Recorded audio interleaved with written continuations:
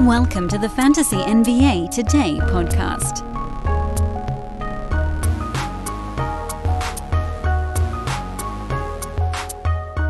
Honest to goodness, I don't know why I've waited this long to get into some of these types of number shows, but that's generally what this week is going to be, with some slight tweaks to it, because we did have all of our series end this last weekend. I thought one of them was going to wait until Monday to have a Game 7, but they both happened yesterday. And the conference finals are now set. The big surprise has to be Dallas upending Phoenix. 123-90 in Phoenix. And look, I know Luka Doncic is awesome. There's no doubting that. Phoenix was really, really good this year. And Dallas solved them those last two games. Just solved them. Didn't let the Suns get anything going at all offensively. And, I mean, when you look at the personnel on that Dallas side, to think that a team led by Luka Doncic, Spencer Dinwiddie, and Jalen Brunson is just suffocating teams defensively is incredible. And we probably need to show a little more respect to Jason Kidd, of all head coaches. Having the right assistant coaches is also a big deal, but damn, he was really not good in his first go-round. And, I mean, he was good at making friendships with players who all respected him, and Kidd, one of the best point guards of all time. And look, as a former Cal grad, I probably should have been like, yes, rah-rah, but I was petrified of that dude when he came aboard as a Lakers assistant coach, and then they won a championship. And now, I don't know, man. This caught me by surprise. Not just this series, but just how good the jump they've made defensively is crazy. You need buy-in, obviously, and you need the pieces that can do it. But this isn't a team built out of a ton of outstanding defensive players. They're doing things at the right time, the right way, and they're guarding people. Effort, intellect, all that stuff come together. So, Dallas, Golden State, Western Conference Finals, Heat, Celtics, Eastern Conference Finals. And we kind of have to do an NBA series prices redux because we did a lot of that stuff on Friday, and boy, remember I was talking about how maybe if you had waited to get on Boston, that would have been the time. I can't believe they actually came back and won it. But that one turned out to be a really fun series to bet because we got Milwaukee at an underdog price and could have gotten Boston at a very cheap favorite price. And if you were more patient, you could have gotten them even at an underdog price. That one worked out great. I didn't have the stones to do anything with Dallas, but then they came through, obviously. Eastern Conference Finals. Heat, underdogs to the Celtics, despite home court advantage. Boston minus 175.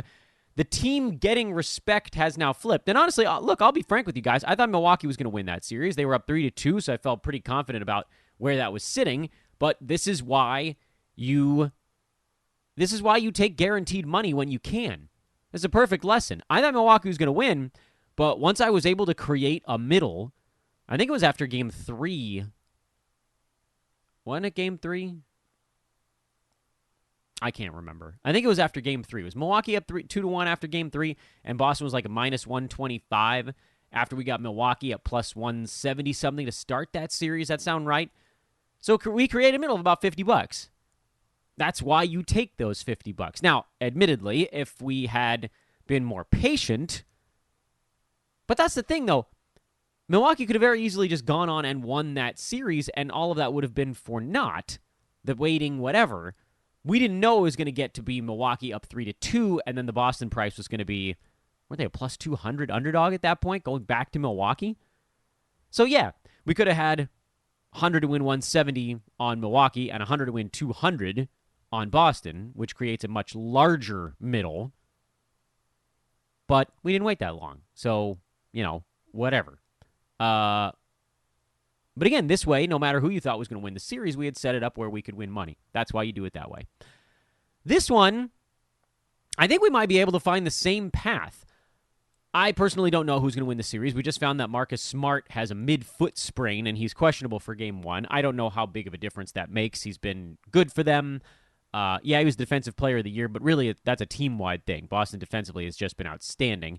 Time Lord is going to be more important in this series, dealing with Bam Adebayo, after Milwaukee didn't really have a center that was going to go do stuff.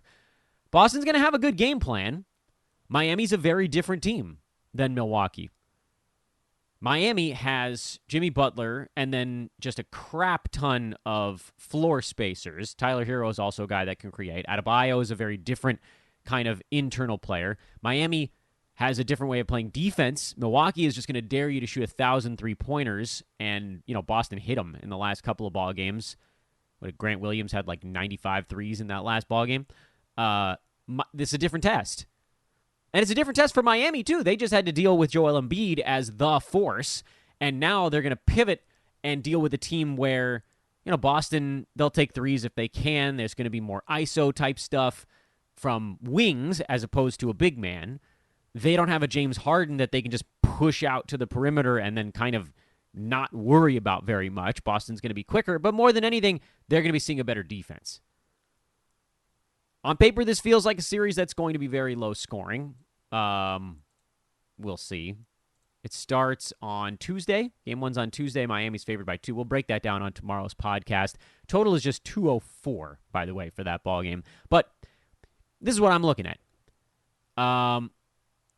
Boston's going to be gassed. We've seen this before. Teams that go 7 games do tend to have some issues in the first game of a following series. They have a little bit of time off, but not much. Just today, I think. Right? Losing track of days here.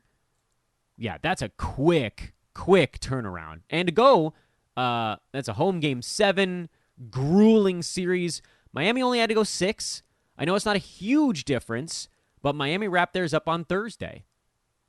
And you say, what about rust versus rest kind of thing? I think pretty much everybody in the playoffs will take 3 or 4 days of rest and prep time as opposed to just having to blitz into the next one. You remember in the bubble, they didn't even have to travel? The teams that went from a Game 7, Denver went into their next series and then just got smoked in Game 1s because they had nothing in the tank. Guys, we are so pumped to introduce some of our new friends, Vincero Collective. If you don't know Vincero yet, they're a premium lifestyle brand out of San Diego carrying watches, sunglasses, and more, perfect for men or women of any style. Why do I love Vincero? They're modern, they're ethical, with the goal of crafting premium lifestyle accessories for those devoted to growth in any and all aspects of life. Health, wealth, community, whatever. Visit VinceroCollective.com/hoopball to get a special 15% off and free shipping discount just for our listeners. Again, that's VinceroCollective.com/hoopball.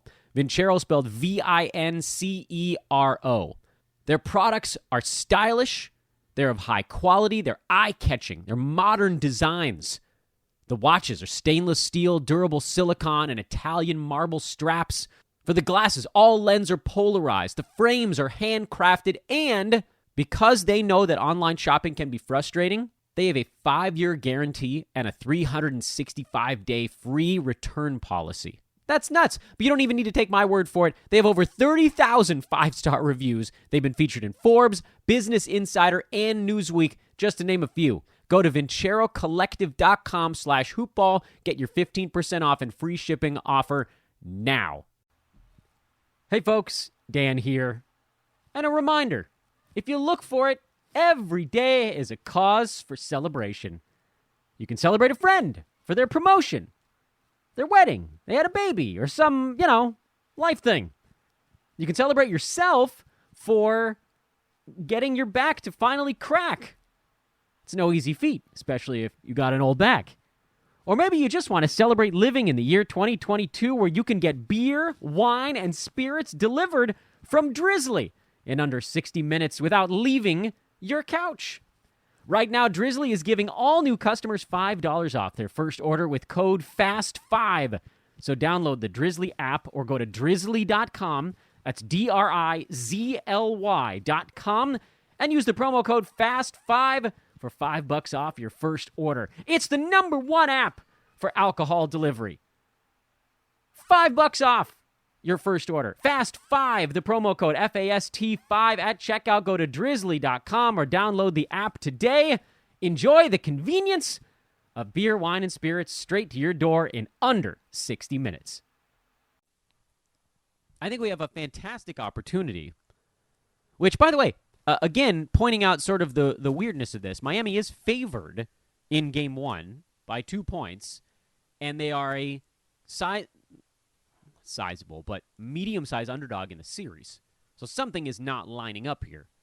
If you wanted to hedge yourself, you could. I think Miami at plus 150 is a great way to start betting this series. I think they've got a really good shot to win Game 1 because Boston's going to be cooked. Then Boston's probably going to have a pretty good shot to come back and win Game 2, and we may once again have an opportunity to dive into a middling situation. Call it hedging, arbitrage, whatever. I love the underdog here.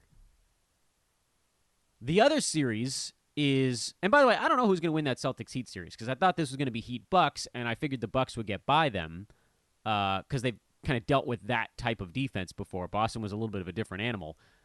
I have no idea what's going to happen in this series. I think it's really evenly matched. I probably would go Boston, but it's going to be a long one, and Boston does not have home court in this series, even though they did in the last one.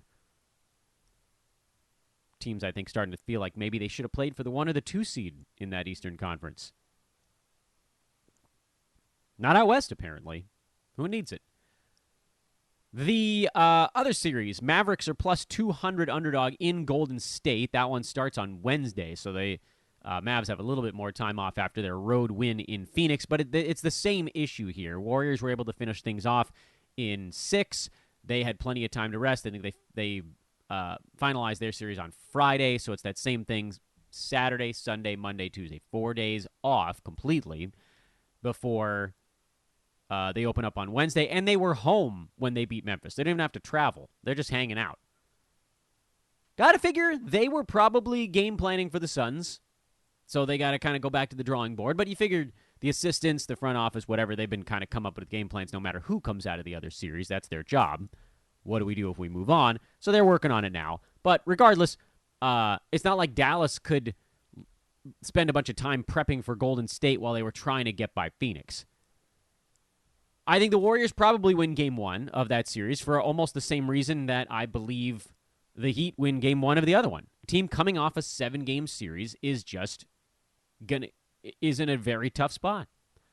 So this one doesn't have quite the same hedging opportunity. If you like the Warriors, this is one of the cheapest prices you're going to get them at, probably for the series.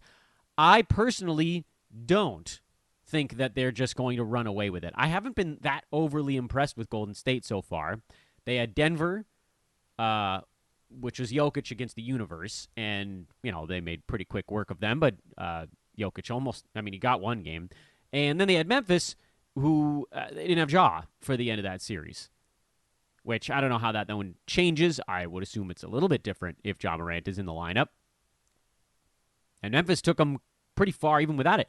Grizzlies, to be fair, were kind of a bad matchup for the Warriors. Dallas doesn't have quite that same velocity to everything they do, but they're also really, really good defensively, as we just saw.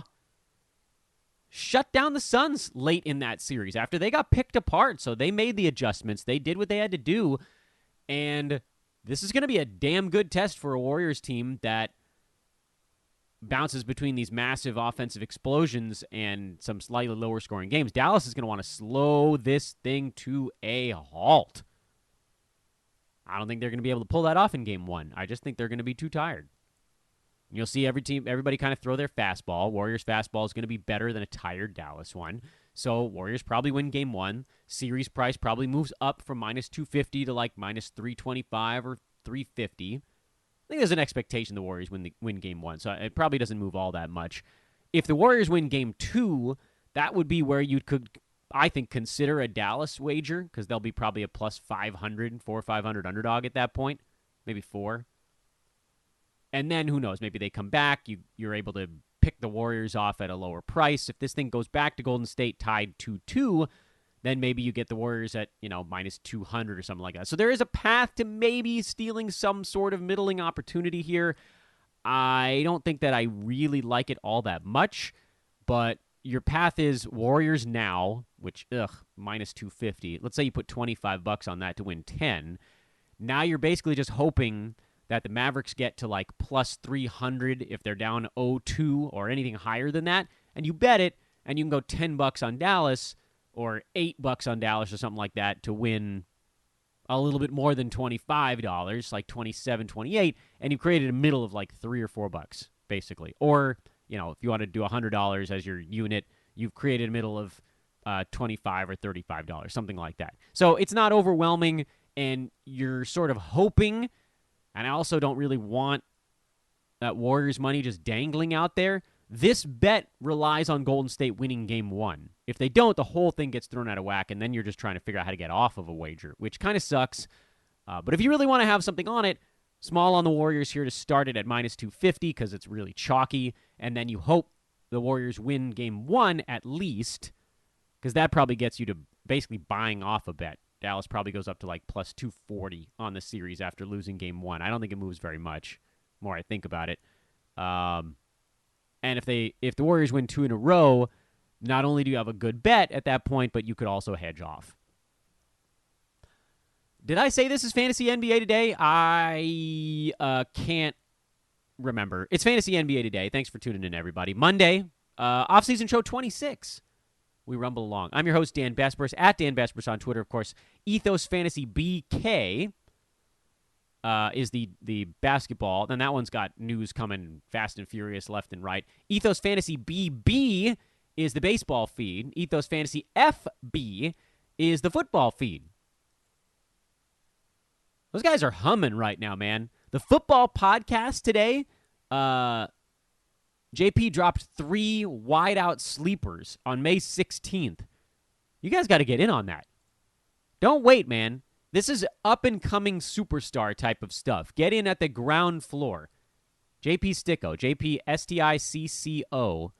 Or, again, you can follow Ethos Fantasy FB, and then you'll find JP through that one as well. Either way, just go do it. Come on. I mean, there's still a couple thousand of you listening to this show in the off-season, you crazy degenerates. I love you. But go, yeah. I mean, we got 3 sports now, especially on the pod side, and then more football content is coming right down the pike. Love those guys. They're working their butts off, and they're going to be famous one day. I'm telling you right now. Definition of famous. Niche famous. Like I guess this show, I guess. Same kind of thing. Anyway, so here's what I want to do today. Over the weekend, I spent a bunch of time trying to figure out how I wanted to maneuver this podcast. We still have 25 teams to break down. We haven't gone through the how did Yahoo do portion of the proceedings, and that's going to be a lot harder, unfortunately, because those buttholes removed or fixed their preseason ranks, which is just such hot garbage. Like, Trae Young is at 7 now. Rudy Gobert's preseason rank is listed as 11. Beep that. That is bull. That is absolute bull. So that's, by the way, that's some shyster stuff right there. If you want to know where guys were pre-ranked, you go to ADPs, because that's basically where guys ended up getting drafted. Rudy Gobert got drafted, on average, in Yahoo leagues, around pick 24. End of the second round. We talked about him at great length. And now all of a sudden his pre-rank is 11. Get out of here with that crap. So Yahoo's lying to you now. DeMar DeRozan's preseason rank is now listed as 12. Bull. He was not number 12. He was in the 40s and 50s. Luka Doncic at 14, he was 3. He was behind Jokic and Curry to start the year, if I remember. He might have even been in front of Curry. I think Jokic might have even been 2. Bull. So, I have a rant on that coming that's even more substantial than the one that just happened. with that in mind, I have to do a whole bunch of reconfiguring on our how did they do kind of thing, because, I mean, this is really bad.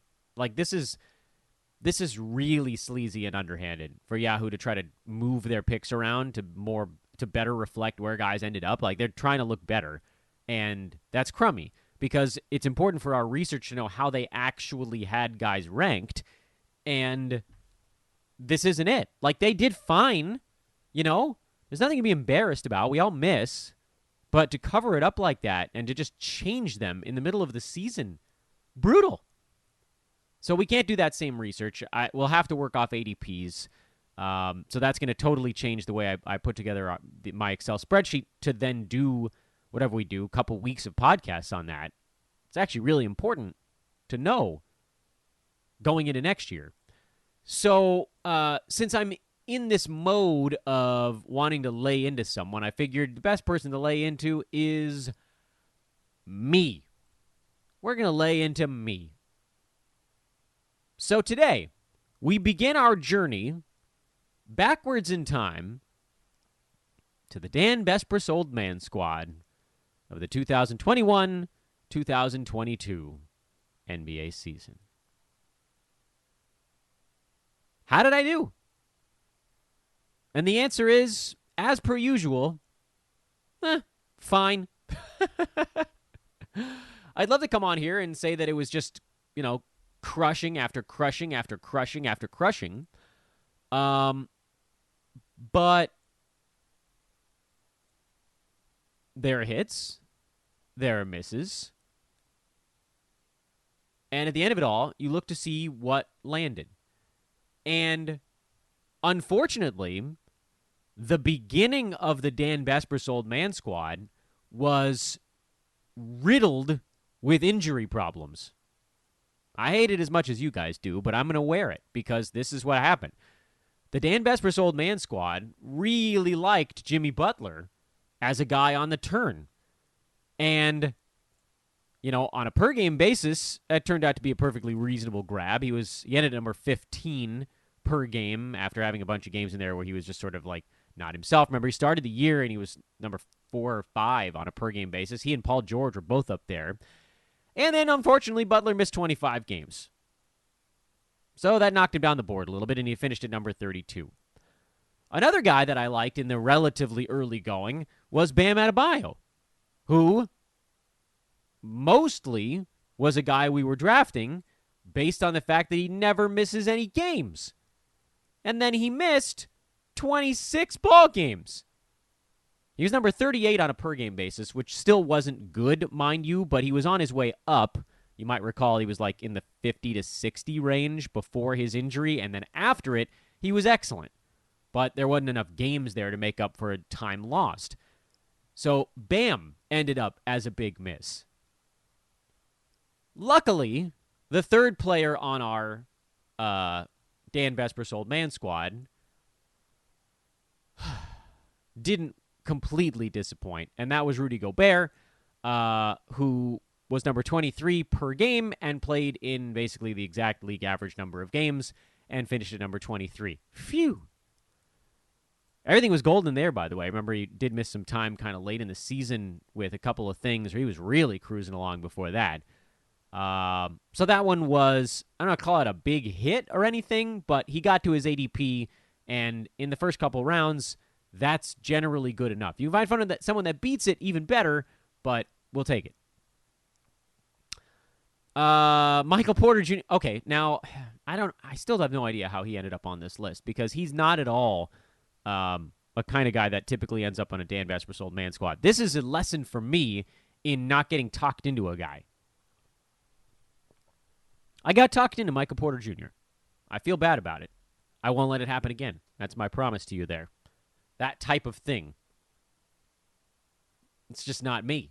He was a guy who had his numbers inflated by a lack of Jamal Murray the previous year. He's someone that had come into the league with massive injury risk. Now, it sucks that they didn't disclose that he was dealing with stuff, because that certainly would have changed our approach to it. But he was basically showing us his maximum production at the end of the previous season, and then he ended up getting drafted too early. His ADP was 30 when I put together the Dan Besbris Old Man squad, and then he got pushed all the way up to about 24 by the time most of us were drafting. Some places as early as 20, and that just wasn't going to do. Things did get a little bit better after that point. Not perfect, but a little bit better because injury did creep in, and that's always going to be a problem with guys that are a tiny bit older. But Chris Paul, who had an ADP in the 30s, missed a bunch of time, but not nearly as much as it could have been. He finished at number 20 by totals, and ever so slightly better than that by averages at number 19. Huzzah! Okay, we got one there. Terrific. Drew Holiday was someone that I was expecting to fade going into this year, and then he just fell over and over and over again, just kept falling. Like, I figured that he was going to have a tough season coming off of the championship run, but his ADP ended up being 42, and I thought, well, this is too freaking late. He ended up at number 33 on a per-game basis, played in about one game more than league average, and so he was number 29 by totals. There's another hit. Tobias Harris was pretty much right on where he needed to be. He was not as healthy as usual. His per-game production was down, but his health always makes up for it. He played in 73 out of their 82 ball games in the regular season. He finished at 43. His ADP was in the mid-40s, so that one worked out fine again.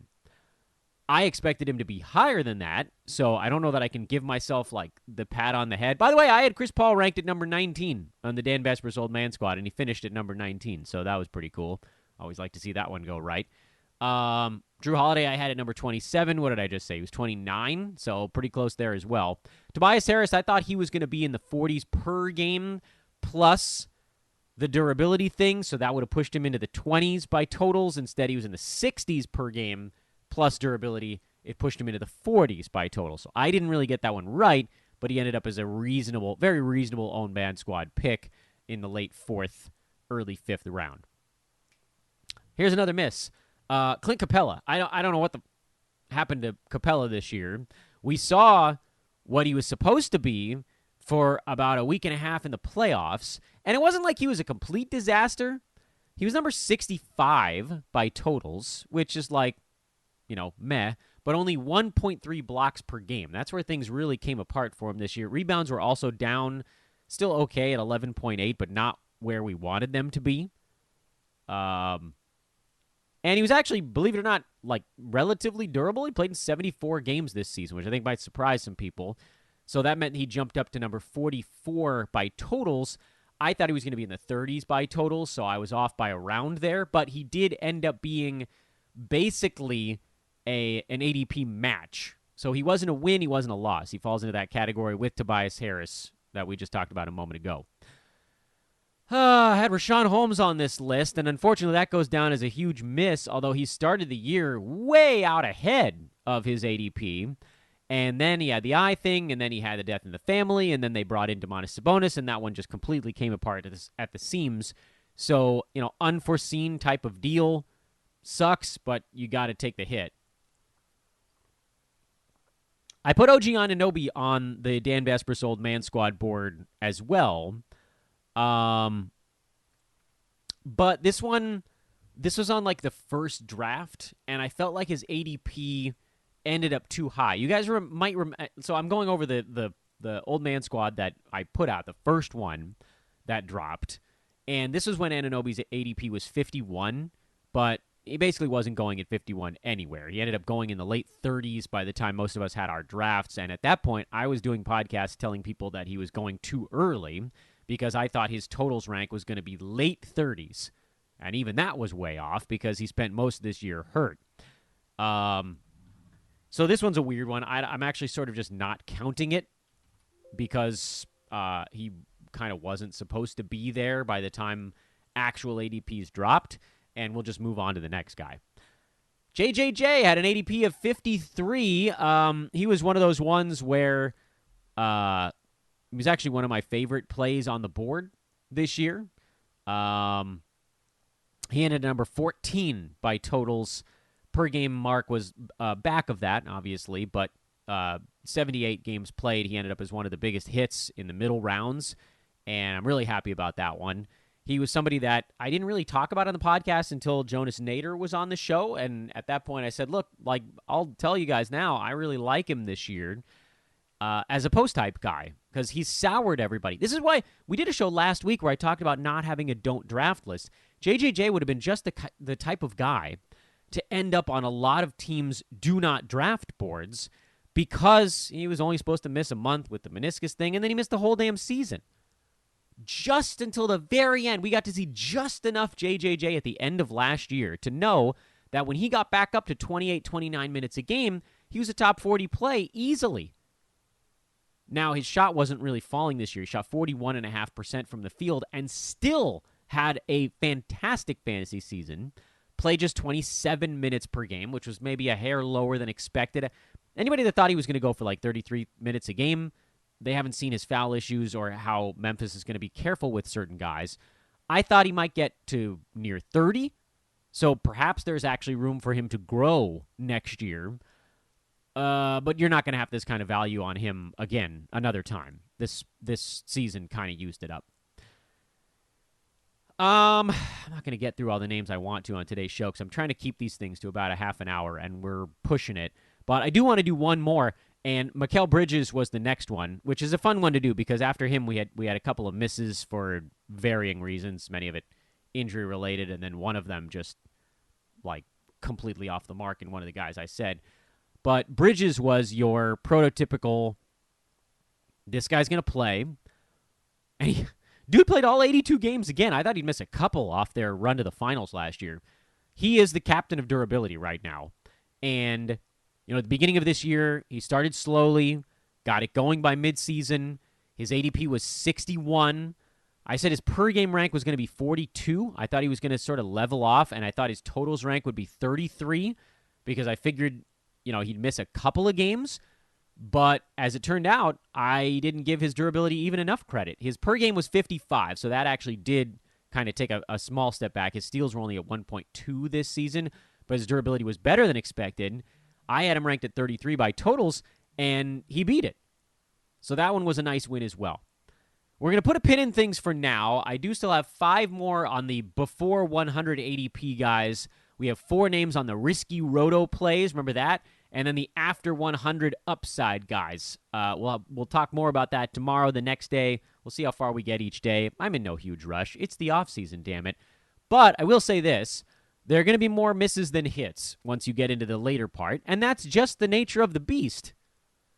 I am, however, extremely annoyed at Bam Adebayo. Of all the stuff on this board, Bam and Michael Porter Jr. are the two that pissed me off the most, because I knew Jimmy Butler wasn't going to play in more than about 67, 68 games, and then he missed an extra dozen. Like, that's a risk you take, and you're picking on the turn, so you have to be a little bit more freewheeling.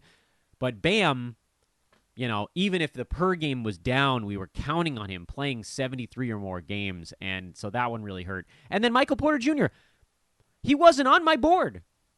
He wasn't.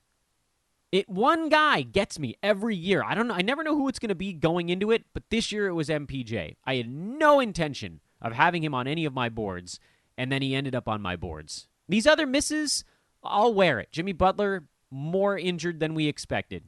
Rashaan Holmes, weird stuff happened. I'm going to get into some other names tomorrow, like Derek White traded but wasn't as good as I expected even in San Antonio. Draymond Green was hurt. Kelly Olynyk didn't even really get to play in Detroit. I mean, that's just a miss. And that was on me. I handicapped it. I had him on my board. Miss. But MPJ handicapped it. Wasn't on my board. Kept reading stuff. Added him to my board. And soiled himself. Ah, well. All right, have a great Monday, everybody. No basketball tonight. Tomorrow we'll talk more D-bombs. We'll break down the 2 playoff games. 1 playoff game, he says, while not bothering to edit. I don't do editing. All right, we'll talk to you guys tomorrow. I'm Dan Vespers for Fantasy NBA Today. Later.